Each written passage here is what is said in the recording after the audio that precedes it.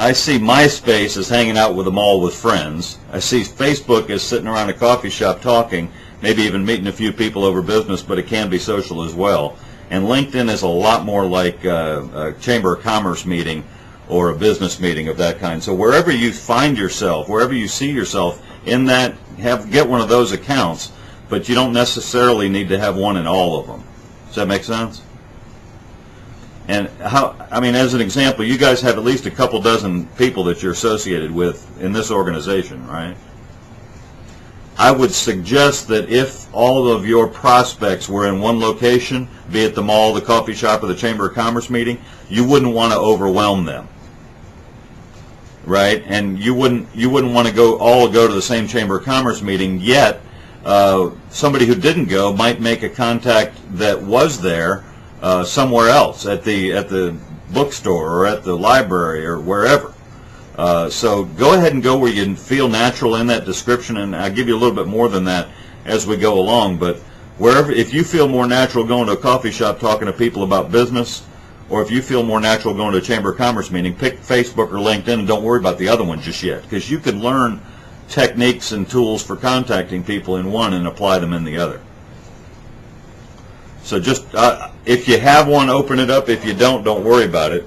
And if you can follow along conceptually, I think, with what we're going to be talking about in either answering questions and talking to people to kind of put out stuff that makes so much sense. Does anyone that's remote have Skype installed? A program called Skype? Are you familiar with that? I wouldn't think so either. It's when I talk to folks online, Skype makes it really easy to hand them something like they're in person. It allows one-to-many communication. It's almost like instant email. But I often do it when I'm sending somebody a link. Instead of saying, okay, go to www.whatever-the-site-name.com, I say, here's a link, click, and then you can go there. It really supplements conference calls. It actually hosts them too over voice over IP. But many IT security people shun it, so I'm used to not having access to it. We can work with that as well. SKYPE.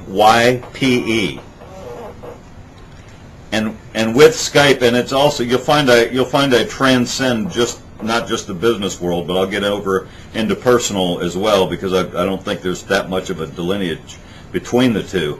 But as Skype is a chat program, it's a collaboration program, it's a talking program, and literally you can have a conference call with people on Skype, and it goes over the internet, much like I suspect part of our conversation now is going over the internet. It doesn't necessarily have the same quality, but it absolutely costs nothing.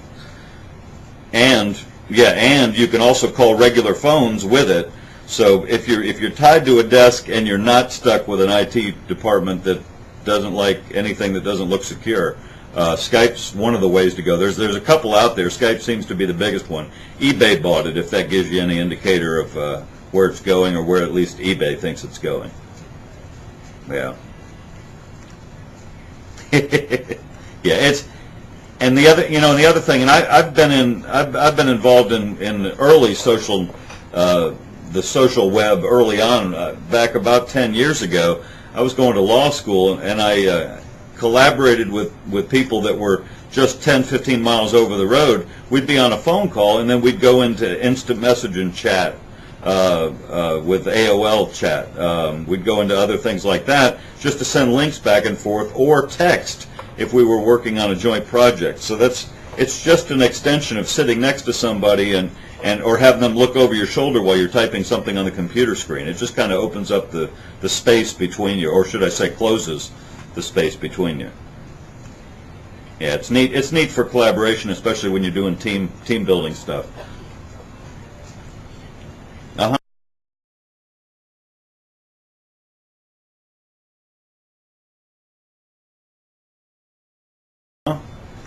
How many of the folks on this call have started a blog or have, and I don't necessarily mean post regularly, but just started one at some point in time? Anybody? You're on Facebook? Okay, good. How about a blog, a regular blog? Because Facebook actually has Facebook and MySpace actually have a blog. You also can call it a diary, a journal, or anything like that. It depends, but it's something you post regularly on. And, okay, hey, yeah, I'll send you a link. Are you on the web? And if you go to that blog and you type in, let me see. You can type in MySpace, LinkedIn, Facebook in the search in the top left-hand corner, and you'll find a post called "How I Got Started on Social Networking," and it's the same thing with MySpace. I got started because I had teenagers on MySpace, Facebook because I had college students, and LinkedIn because I had peers and people I networked. So everybody's got a reason for getting there. Those are mine. You can take a look at that whenever you get time. It's all, it's not for everybody, but then again, neither is networking. But I'm thinking most of you realize the significance of networking, or you probably wouldn't be doing what you're doing. Or you wouldn't be doing it well, that's for sure, especially where we are in the economy.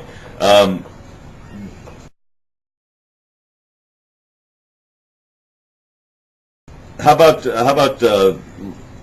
email lists? You guys already have one technically when you hit reply all. Anybody been on an email list other than the one you're on now? Either professionally or personally? That's basic social web stuff. I mean, I like to take the shroud of secrecy off this stuff. There's no secret handshake that you got to know to be able to engage in the social web. It's really just about finding out where your needs are and seeing what's out there, either technology-wise or people-wise, that can help fill those needs. It's not that big an extension, so it's not like, you don't need to know the secret handshake.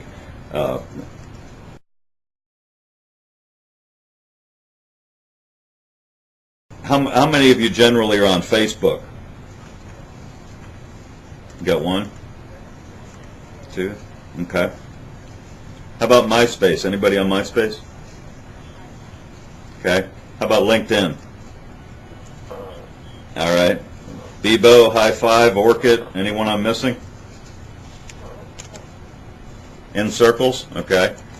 Those are all examples of in the real world, those are all examples of a third place that we go. Years ago, and I couldn't even tell you where I read it, but years ago I read something that says we've got three places primarily in our lives. It's home, work, and that third place, be it a coffee shop we go to regularly, a bookstore we go to regularly, or something like that, maybe even a friend's house. And those are all third places in the virtual world. And that's usually where we make a lot of our connections for both work and personal life. Dating sites actually had what social network sites have now for a long time. It's just now mainstream, and it's not just for dating, obviously. Yes. Oh, yes, absolutely.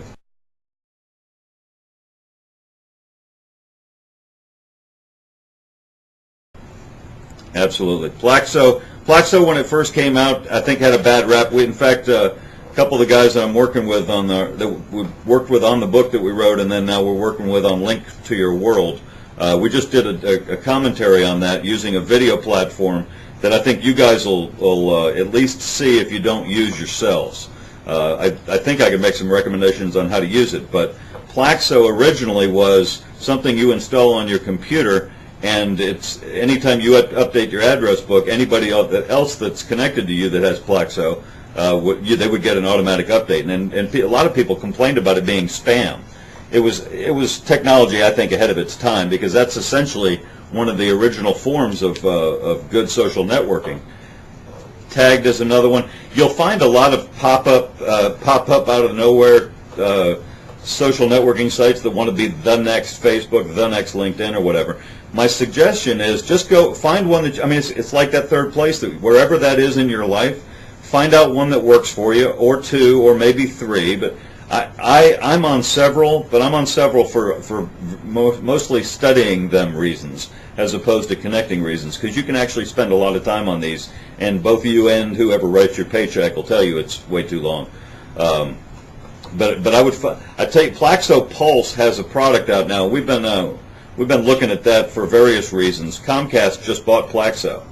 I would expect that when the largest telecom company in the I think in the world, but I may be wrong, but when they buy something, they have a use for it. They haven't exactly let on to anybody that I know of anyway on what that use is, but I think you'll see some big changes. The Pulse is more than just the connectivity. Pulse is it can give you an update on your Facebook account, your LinkedIn account, and some of the other YouTube, I think, and several of the other social web connections. And then it'll also tell you when people's birthday is, and remind you that you should. It'll send you an email to hey, tell Sheila happy birthday, that kind of thing.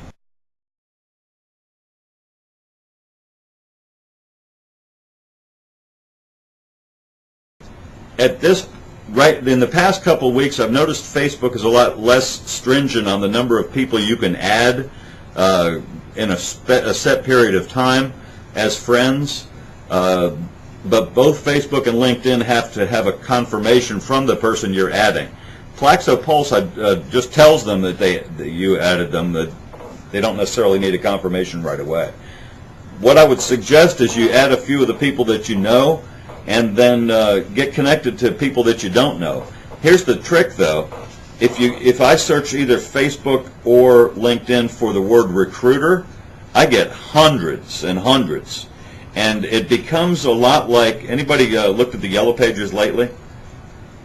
It's no different. You notice how, especially, I think bail bondsmen and tow truck operators always will have a AAA whatever, because AAA comes before AA in the alphabet.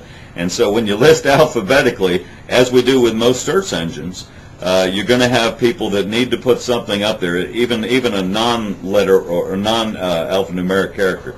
They'll put a character up in there, and that'll come before everything in the alphabet and the number system. So you're going to have people trying to race to the top. I wouldn't recommend trying to compete, as it were, with people who are listed as recruiters, because every recruiter let me say, I think I have, let me look.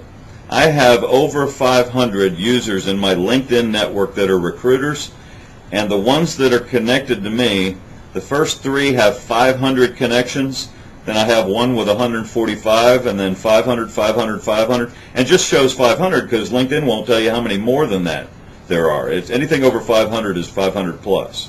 So, and recruiters have been using LinkedIn for a long, long time, but not necessarily all of them have been effective with it. A few of them are on Facebook, but I don't think most of them are effective either. Instead of their name, they put their title. And I know we get wrapped around the axle on what our job is, but last time I checked, my last name isn't recruiter. And they'll do that thinking that. I think it's a mistaken impression, thinking that people who need a job will think, oh, I better find a recruiter. Let me go to Facebook and search for the word recruiter. No, they want a job doing whatever it is, right? You can actually go to Facebook and when you get to filling out your profile, they have this in LinkedIn too. There are places that you put in your activities, your favorite movies, your favorite books, where you went to school. It's literally like a resume. And you don't want to put all the just put in the stuff you're comfortable with when you're filling out your profile. Either Facebook or LinkedIn. LinkedIn is much more open, but you can limit it to people in your network, people who are on the program. But not everybody's comfortable with putting everything about them out there, so you can limit it. But you'll at least fill in the basic stuff, because once you've done that, people get to know you. But you can also, in your activities, you can put looking for a nurse that doesn't mind working in emergency medicine after midnight on Wednesdays and Thursdays.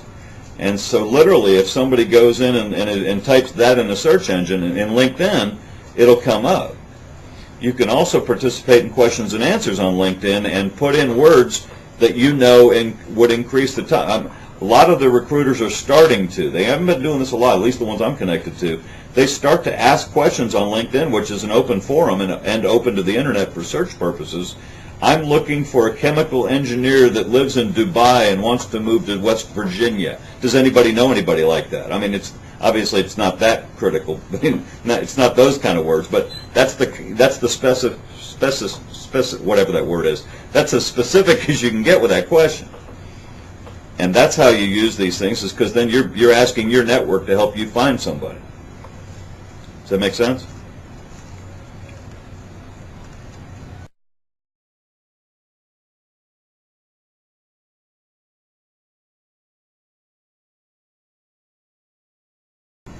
I don't know specifically the positions that you guys fill on a regular basis, but I suspect that they include a lot of positions that if you placed an ad in the local paper, be it the Tennessean or wherever around the country, I suspect that these would not be people that would necessarily comb the classifieds for that position. Is that right? Then you don't. Then placing an ad is as yesterday's news as and as ineffective as most advertising, in my opinion. Advertising now is moving into the movies and TV shows. It's still between the TV shows, but thanks to TiVo and other recording programs, we skip the commercials except during the Super Bowl. You know what I mean? So yeah, old school ads, you can still put them just to show you're doing it. I mean, there are ads on Facebook and there are ads on LinkedIn, and you can put them in there. But I think if you want effective connections to humans, and those humans who are going to get a job in the next 2 or 3 years, as I understand the stats that we move that often or change jobs that often, you're going to want to make connections with people who are either in or near the field that you're looking for, but make those connections not for your job, but for socializing. Make it virtual socializing, but just getting to know people. Something tells me most of you are either an introvert or an extrovert. Those are the only two options. But regardless of which one you classify as, you enjoy, or at least are employed to, meet people. And this is how you do it. And this will be increasingly how you do it in a few years when my teenagers, and if anybody there is old enough to have teenagers, when they get into the workforce, and we're already seeing it with the individuals up to about age, I think 25 for sure, and there are even, in the educational realm, they call them digital natives, whereas we're foreigners actually. And these digital natives, I don't think, are necessarily locked into an age. I think it's more a thought process, because there are people in their 40s and 50s who really get this whole social web thing. But primarily, anybody under 25 hasn't spent a whole lot of time not being connected to other people that they may never physically meet. And they understand how life happens that way. So they're going to be able to look for jobs and even accept jobs that with people that they've never had the opportunity to shake their hand because they aren't in the same zip code or area code or time zone as they are in. And that's the folks I think you're going to be looking for, regardless of where your location is. And as we increase that, you're going to find people in the next upcoming generation, as it were, that will wonder why you don't if you don't do it that way.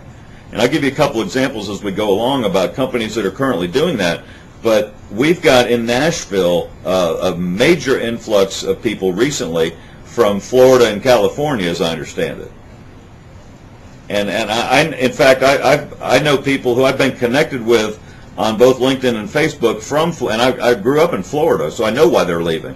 But I've been connected to people in both those locations who say, "Hey, I'm coming to Nashville. What part of town do you live in? We can get together for coffee."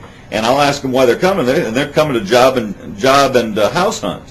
And it's not because necessarily our houses are not losing as much value as they are in the rest of the world, but that's the case apparently. And it's not because we have a lot more jobs. It's just they prefer Nashville. They like where Nashville's going.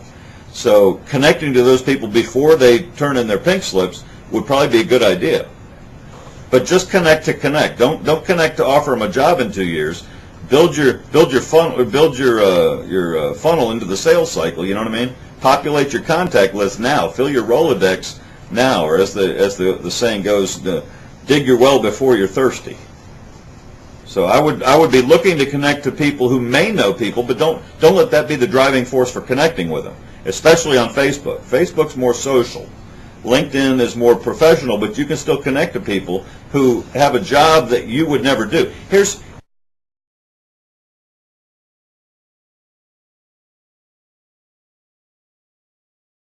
I actually know a couple guys that do a very good webinar class on using LinkedIn for your business purposes. And one of the techniques that they show is to add every school that you've been to, and including elementary school, because that way, if somebody's looking for somebody that went to their elementary school, and let's just talk about social connections. I was talking with some students the other day, and they didn't understand why certain people connected with other people when they were rivals outside of that relationship. And I told them, I said, look, the more we have in common, the more we are alike, but it often depends on the scenario. If you and I went to rival schools, as an example, and if during the whole time in high school we were rooting for another team, yet somehow we got to know each other and actually got along, and then as we went to college, we went to different colleges and rooted for other teams, and then if we got into professional sports, we could be sitting next to each other on watching rivals play sports, and we could not get along. But the minute the game's over with, we're best friends. That's the same way with people who already know each other and now need something that the other can offer. If you know somebody in California and you share the high school that you went to and they just moved, even if you aren't in the same year and never knew them, just that connection will give you an in with getting to know them, and that's how you develop that. Then when they're looking at connections that they know in Nashville, this person they've never met that they may have gone to the same high school or college or whatever with, they'll give you a ring. It's just like fraternities and sororities in college. It's that networking connection factor. We're just taking it another level. Right. No, I understand. Have you Googled before? Because if you've Googled before, it's pretty simple. In your profile, because just about everything in your profile is searchable. And so you're going to want to put any groups that you've belonged to over the years. You're going to want to put any interests that you've had in even outside of work, as long as it doesn't embarrass you to talk about it. And you put those under the various different parts of your profile as you're building it. Join some of the groups on there. You'll find as you make connections, you'll see that underneath, usually towards the bottom of their listing, you'll see groups that they belong to. Check on those groups. If it's a group that you would be interested in, join the group, because that alone opens up your connections to many more people than those that you are connected with.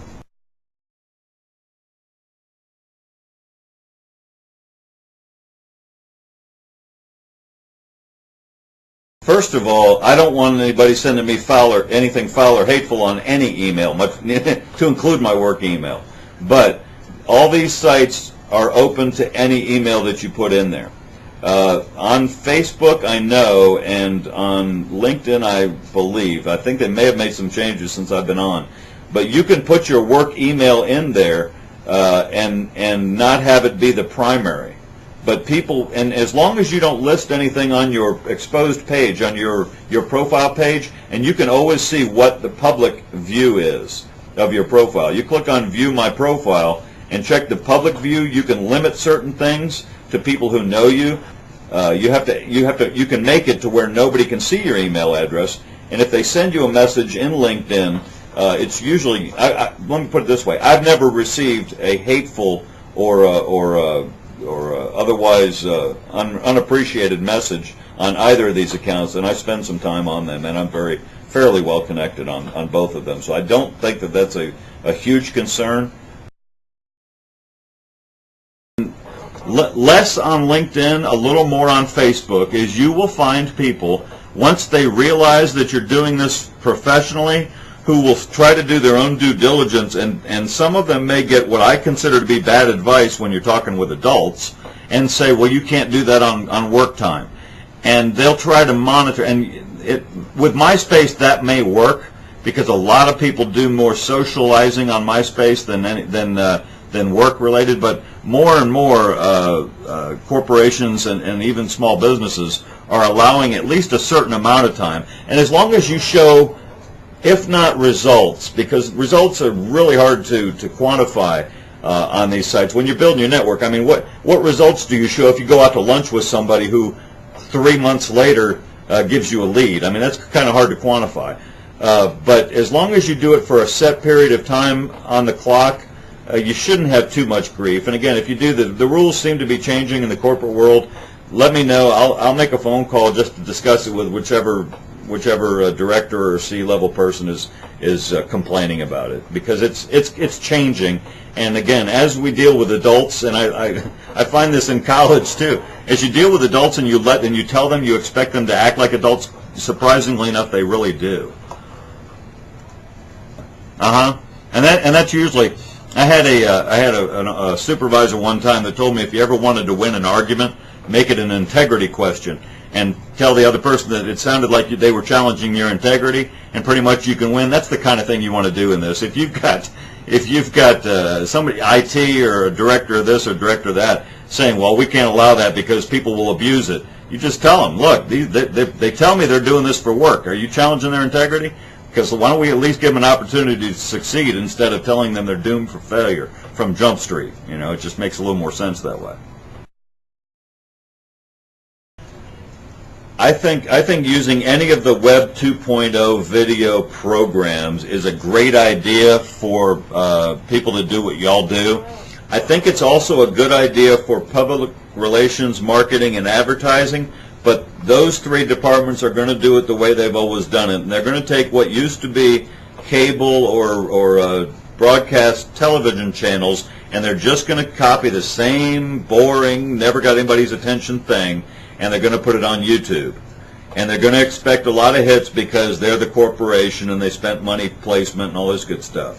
But I do think that technology is good for innovative ideas. And by innovative ideas, think of this. When was the last time you saw an advertisement that actually had role playing going on? I mean, imagine your toughest placement, and tell me what that is if you'd like.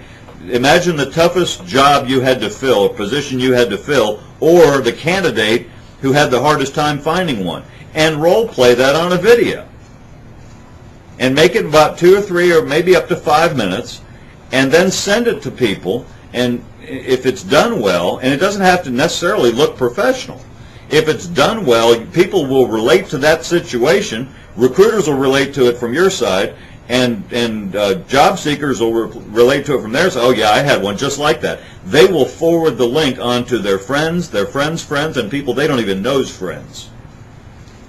But that's not the old way to do it. That's how you use YouTube. You get creative, and you show people reality. They want to see reality. They want to see life in progress.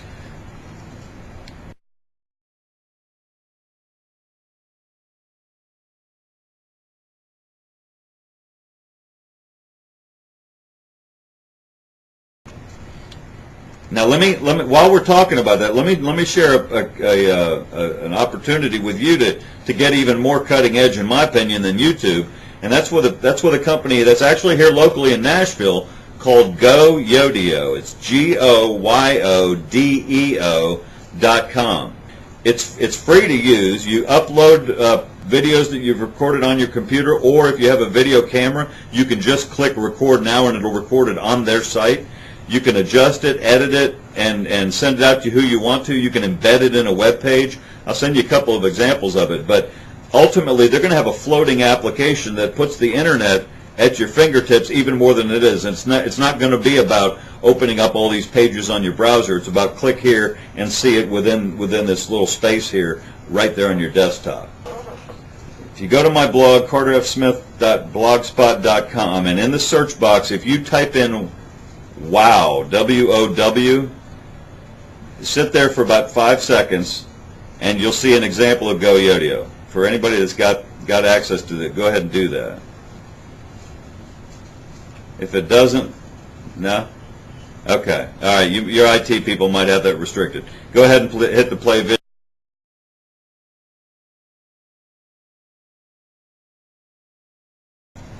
But that's imagine a message from an applicant with that involved, and they're going through a virtual resume as you click on that.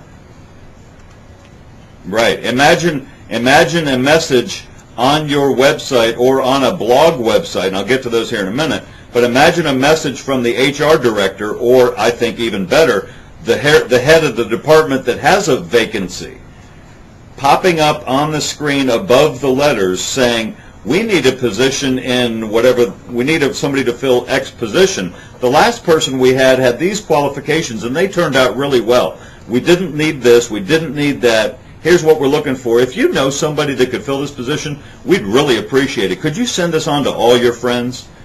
And just the coolness of this application, just, you know what I mean? Just because it floats on top of the web page is going to get people talking. Yeah, so that's just an example of where we try to go when we're getting out of the box and trying to stay out of there. Let me give you another example. Well, first of all, let me talk about a couple of not necessarily proactive, but definitely learning experiences that you can go to. I just went through Google Blogger search to find a couple of these, but I'll give you an example of recruitingfly.com is a site that appears to do a very good job on bringing news regarding recruiting. Some of the headlines on the articles you can read are handwriting analysis for recruiting, do-it-yourself background checks, social networking's impact on background checks, visual CV adds functionality. They have videos on there. They have an RSS feed that means it'll come to you if you want it to. Just a lot of different things. It's almost like a magazine online on steroids. They have links to Yahoo Hot Jobs, news. They have just a lot of different things, and you can get on there and probably stay busy for a day or two. They also have advertising positions, so they do the old school, but recruitingfly.com seems to do pretty good, and they also have a lot of links that you can explore. Get ideas there, and just kind of play around with it. As long as you have a carte blanche to experiment, I would highly recommend doing it. They have a video on hardest to fill jobs as an example, and they are on YouTube as well. Also on the Wall Street Journal has a career journal. If you haven't been there, online.wsj.com/careers, and play around on it. You'll see some articles on it. And if you've already seen this, bear with me. I'm not going to bore you to death. I'm going to give you some strategies that I think will work for you. You see the job hunting tips. You see columnists. Anything from these is obviously going to be copyright, but if you're talking to either a director that needs to fill a spot or several of them, or if you're talking to a job seeker that needs to find a spot, or if you're making connections, I mean, just the people that you connect with on Facebook and LinkedIn, you are essentially going to be their subject matter expert on something they may not even know they need. You're going to be their subject matter expert on finding a job in your organization. Or actually, if you open up the window a little bit, any organization, because you do what you do and you do it for a living. So don't limit yourself to pointing people towards your position. Does that make sense? If you have a position with their name on it, tell them it's there. But if they don't take it, don't delete them from your contacts list. Because the way you interact with them is your credibility. And when their friends looking for a position, or their friend's friend's friend, they'll send them your way, even if your connection with them didn't result in filling that position. So go to that one.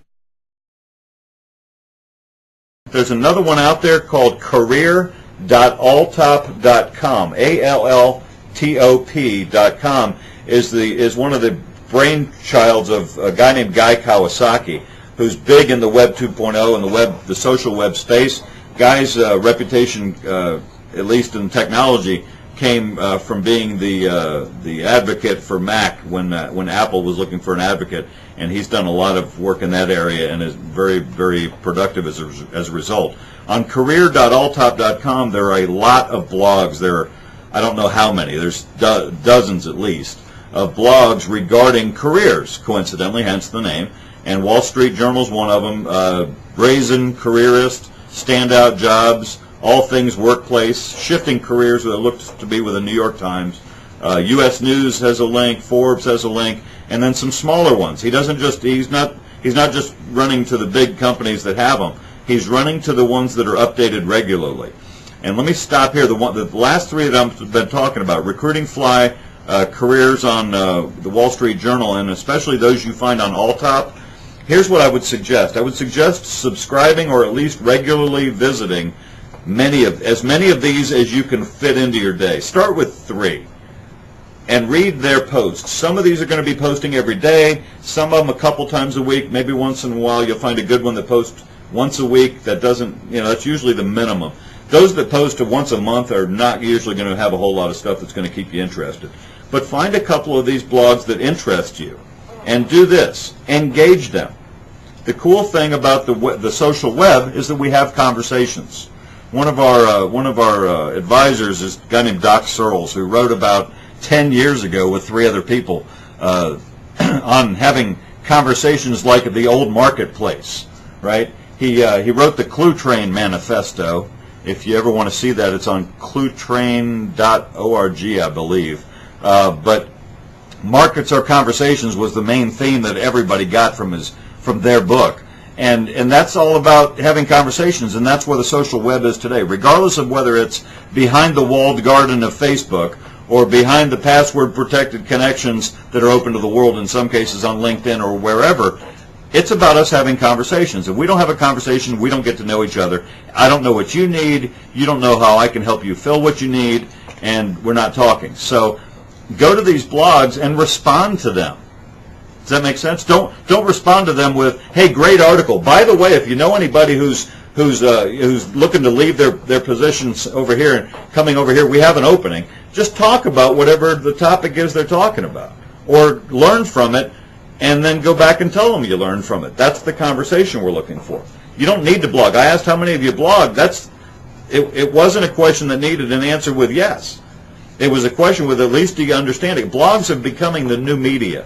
Blogs are the new magazines, the new newspaper articles, the new whatever, newsletters actually. And as you go to these blogs and read them, talk to the person that wrote them. They're actually going to be enjoying your response, I believe. You'll find.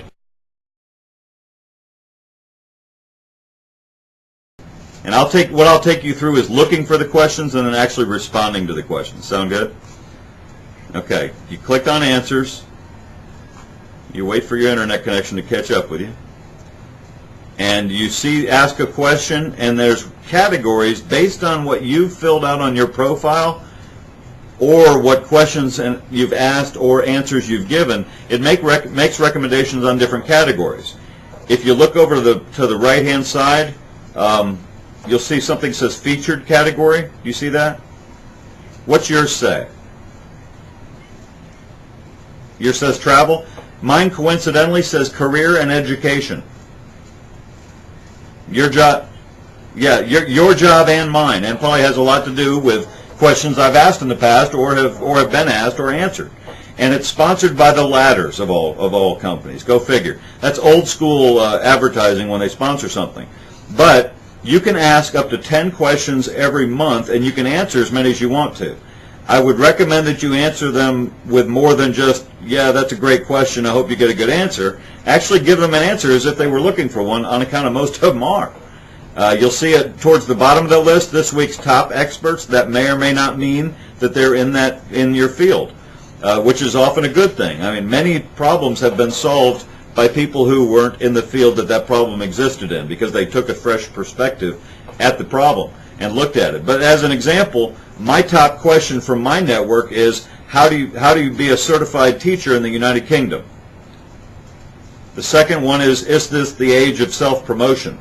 If I look at new questions from your network and I don't like any or I'm not interested in any that I see, I can go to more questions. I can go to browse by topic. I can do whatever I want to with it.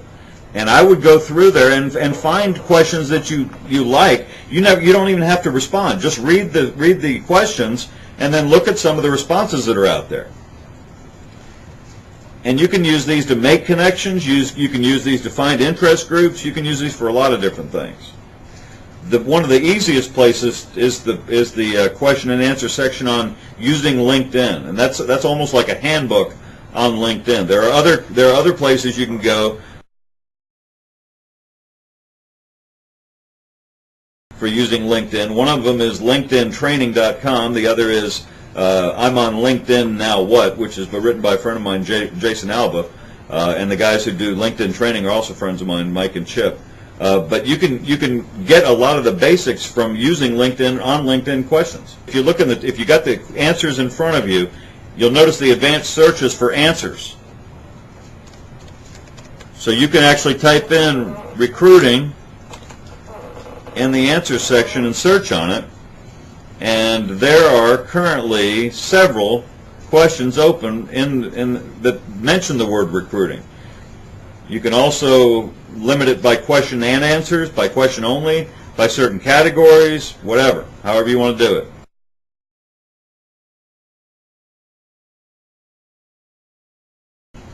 I would be a little more coy than that. I would say, give me a job description as an example that you have a hard time filling often, or that you're looking for currently that isn't easily found.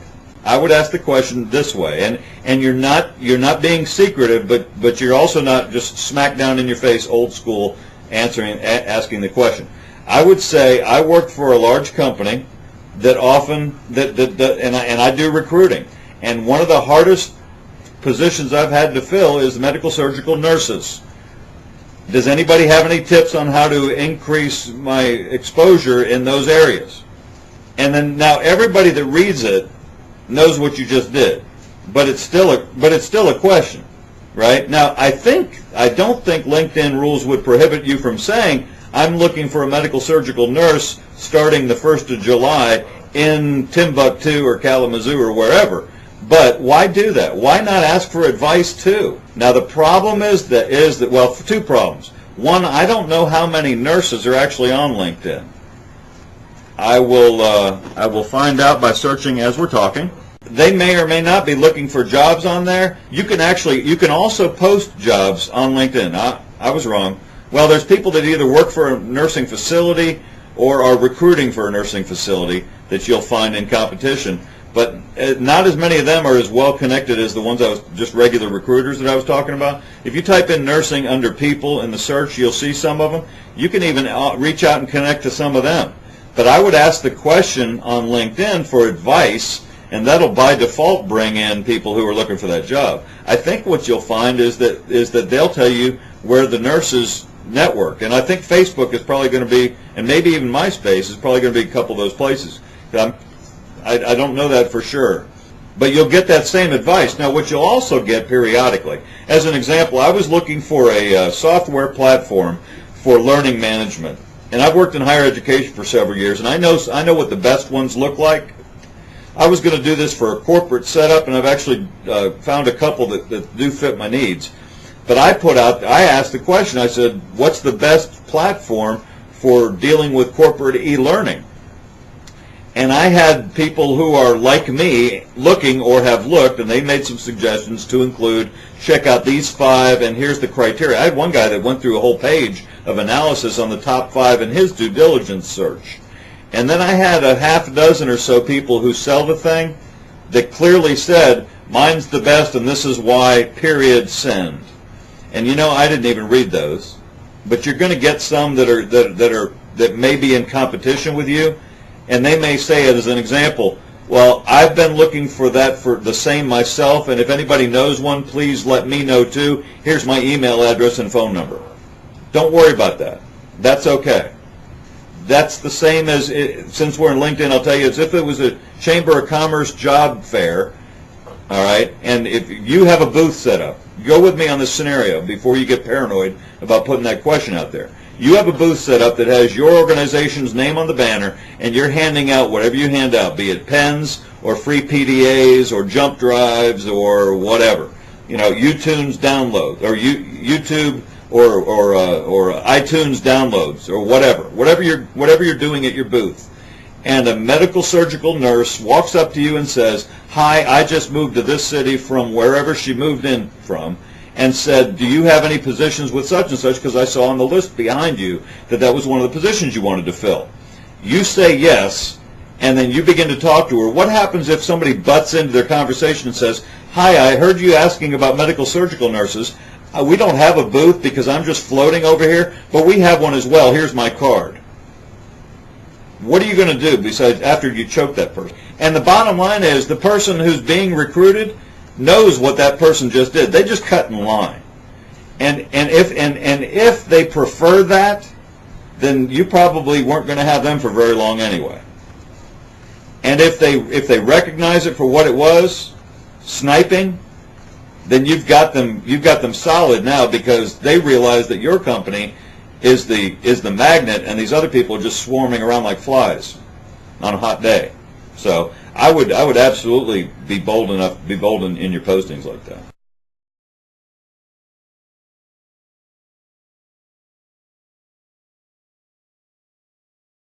If I knew that right now, I would go on LinkedIn and Facebook. You can ask questions on LinkedIn that are regional. I would check the block that said, yes, this is a regional thing. Then I would go to my Facebook network, and you could actually post on Facebook that you're looking for this you're having this career fair, make it a little advertising copy interest, and post it on there. But then I would also, I assume you'd have a website for this event. I would then you can post a link on your Facebook account and on your LinkedIn account to that website, and it'll show up in the daily activity as you posting a link, and those that are connected to you can go check it out. But then I would affirmatively open up an event in Facebook, which you can do as well, free of charge, and I would put all the information that's on the website on this event. And you can list the location, the date, the contact person, their email address, the phone number, and everything, and then I would have it open to the whole network, and then send that link to people you're connected with, regardless of what they do for a living. And just tell people about it. You can include that, and then if you already have an email marketing campaign to the local colleges and universities that have a nursing program, as an example, or other healthcare positions like X-ray tech and all that good stuff, you can send an email with copywritten already to the people in the placement departments for the colleges, and just tell them, if you've got a Facebook, and just tell them, if you've got a Facebook account, we'd appreciate if you post this link on that account and have it be a link to the event. If you're on LinkedIn, we'd appreciate you sending that kind of thing. Respond to our question at. And when you send that, don't ask them if they're on there. Assume they are, and pretty soon they will be, and they'll add you as a friend or a connection. So this is just increasing your exposure phenomenally. And initially, you may not have a lot of hits off of it, but you just moved to this part of town, right? This social media thing is a new location for you. You're not going to expect results right off, but you're posting it there in addition to the local paper and the local radio shows and all that good stuff, except it doesn't cost much on these. Good. Let me give you another piece, and then let me give you two more things. The first one is a fellow that I mentioned, I'm on LinkedIn, now what, also wrote I'm on Facebook, now what. And Jason Alba is his name. He's got a blog called Jibberjobber, JIBBERJOBBER.com. If you can go to just that website and find his blog. Jason was looking for a job when he realized he needed to start this company, and the short version of what he's got is the understanding of our need, not your need, to manage our careers. Does that make sense? And he's got a personal version of a CRM for job seekers, or perpetual job seekers, I think is how I understand it. In other words, I go on there and I put in my contact information, and then I put on there reminders to call you about the job that you had listed last month, reminders to go over here and talk to this person, and building my network that way, with the understanding that, like every other American, I'm likely to be looking for a job again in 2-3 years. And unlike what many of us do when we look for jobs, once we find one, all the connections we needed and recruited while we were looking for that job, they pretty much go by the wayside. My understanding is that Jason's actual product helps us not do that. I would take a look at his blog and his posts and his site to see what some of the people that come to you may be doing, so you can respond accordingly, or at least tailor. And don't raise your hand if you're one of them, but if you're looking for a job, this is a great tool too. but take a look at some of the ads that he's putting on there, because they're very not recruiting oriented. They're not anti-recruiting, don't get me wrong, but they may not be the way you think. And that, as you know, doesn't make it wrong. It just makes it different. So I'd take a look, and that way you see what some of the folks that are coming to you might be seeing, and why they might respond accordingly. And you could probably tailor your plan to that kind of mentality. And Jason's really easy to contact too. He's on Facebook, LinkedIn, and several other sites, and you can respond to his blog post.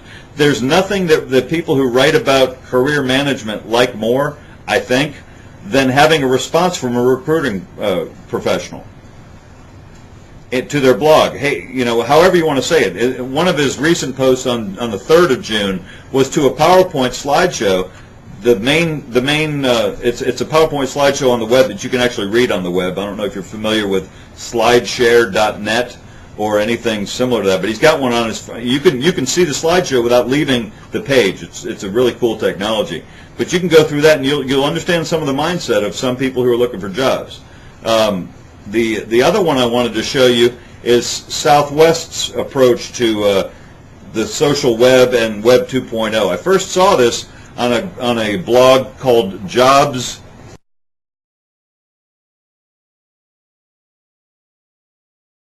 in Pods, Pods.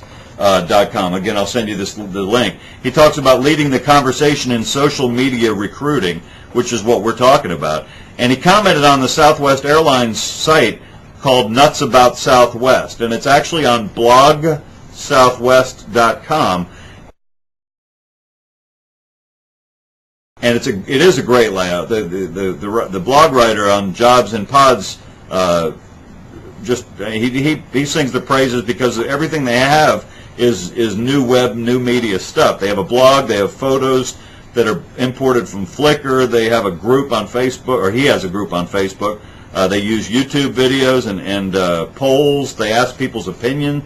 See, the thing about Web 2.0 is it's not just us telling them something. It's about us having a conversation, but it's about us giving them reasons to talk. And polls are a very simple way to do that. Many introverts won't give you a page or even a paragraph worth of their opinion, but they'll click yes or no. And coincidentally, on Southwest, on the blog southwest.com, their current poll is, has the high cost of gasoline changed your summer vacation plans? Yes or no? You click one or the other and you hit vote. That's not real hard, and people will respond to that.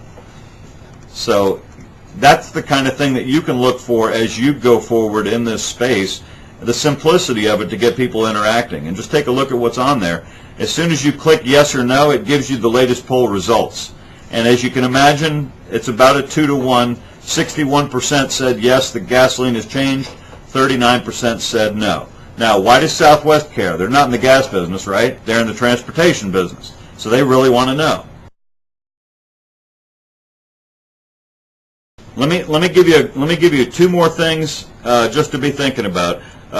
One of the writers in the social media space is named Krishna D, Krishna space D, and I'll send you her link as well. But she talks about LinkedIn is used by people in leadership roles in business and those actively managing their careers. She said it's a little bit more discriminating in terms of connections, while Facebook is far more relaxed. It's like a group of eclectic friends with maybe a business or social interest in common. And she found that there are people who are worldwide experts are really happy to connect on Facebook, and it seems to level the playing field. It's a very good point. One of the other big players on the social web is a guy named Robert Scoble. He used to be a Microsoft employee. He now writes for Fast Company, and I'm pretty sure he's gainfully unemployed by many people, because he does a lot of great and cool stuff. He says that PR stands for professional relationships. Now, we know what it used to stand for, but PR standing for professional relationships. My question to you guys is, so what would that mean that HR now stands for? It should, right? And that's really what it has always stood for, but has it always meant that? I was in the military when they started being HR professionals instead of personnel right? Because when we were talking about personnel, we didn't really have a human connection. I don't know that we changed a whole lot more than the name in some organizations. I assume with yours we did, but for the most part, I don't think that many organizations put human into HR, and if they haven't yet, they need to now, because this is where we are. The current web, if you guys take a look at our book, The Emergence of the Relationship Economy, if you like reading ebooks or you want to take a look at the first couple chapters, it's available on our site, link2 unitedrelations.org. There's a free download of the ebook there. You can also click the Amazon link and get it, but it's a couple hundred pages on various different topics, almost a couple dozen of them. And the short reads, and we cover each and every one of the facets or the factors that we think apply in a combination of relationships. So just take it a bite at a time. You know, it's not something you got to master right away, and it's not something that you need to There's going to be a test on tomorrow, but it's definitely, I think, where we are already, not necessarily where we're headed. And I think those companies and those individuals for sure that get it will make it through make it through whatever issue we have with the economy, and definitely will make it into the what we call the relationship economy. In fact, if you just type in relationship economy in Google, you'll see Jay Darragon's blog, and then he's got a link to the free ebook as well. It's the very first link if you Google the words relationship economy. And any of you that have questions, it doesn't need to be a group effort or whatever. If you guys have more questions, you can reply all to them, and that way I can answer it. Everybody can get it. If we overwhelm you, then we're doing it wrong. We'll have to set it up on a blog post anyway. But I will send you a link to the video. I'll have an area there where you can respond to certain things if you want to review it, and we can carry this conversation on further.